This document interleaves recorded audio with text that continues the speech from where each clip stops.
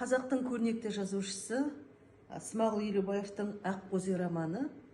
Бұл Ақбөз романы жалпы өткен ғасырдың 31, 32, 33 жылдардағы аштық кезеңін суреттеп ұсынған.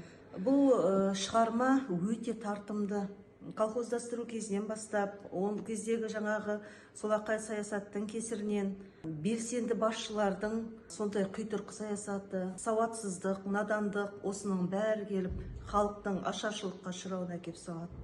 Халықтың босып кетуі, кіші қазан төңкерісі деп біздің Қазақстанға жасалып жатқан сондай бір нәубетті кезеңді жақсы шынайы суреттей білген.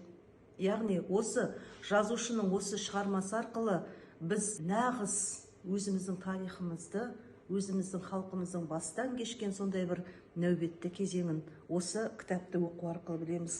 Мен міне бұл кітапты оқып жатқаныма бірнеше жыл болды. Әрине қайта-қайта оқи берем, алып оқып жатқаныма көп болды, және тағы да алып оқып жатырмын. Бұл жерде кітаптың жаңағы сюжеті, жанрлық, жаңағы келбеті, осының бәрі өте тамаша жазылған. Алып оқысаңыздар болады.